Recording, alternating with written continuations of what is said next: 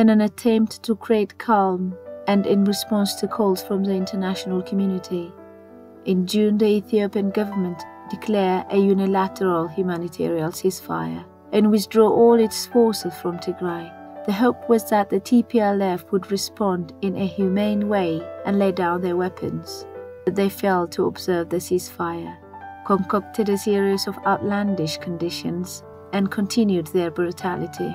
They have marched into neighboring Afar and Amara, killing over 200 civilians in Afar, including more than 100 children according to UNICEF, and around 300,000 people were displaced.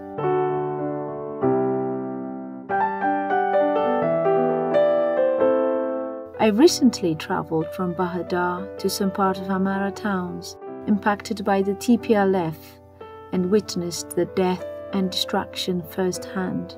It was a distressing experience.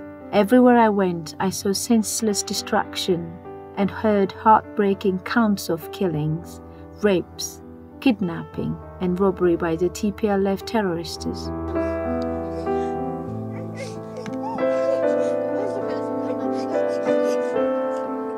We visited a number of places in the Amara region where TPLF fighters have been carried out atrocities, from Bahir Dar towards South Gondar, Debre Tabor, Kimirdingai, Gasai, and Gayant. In every case, homes were destroyed. Office buildings, including Kabali headquarters, were vandalized. Documents burned. Even churches were attacked. And everywhere the TPLF had been, the water and electricity supplies were cut.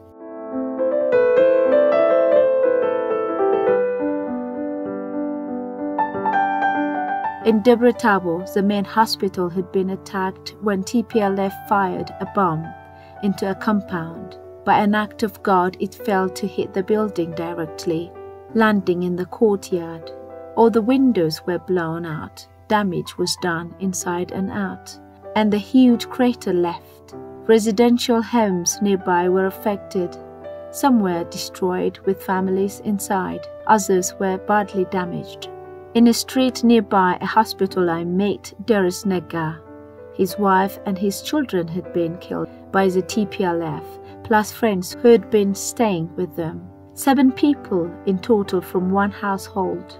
His life had been torn apart by the brutality of the TPLF, his reasons for living gone. As we talked, he wept, his pain wrapped around him like a cloak of suffering. His story and agony is being repeated throughout the area. His pain is the pain of a nation. Malicious and cruel, the TPLF is a cancer that for decades has thrown a suffocating shadow of fear and division over the country. If Ethiopia is to stand proud and reassert itself within the region and the continent, the poison must cut out completely.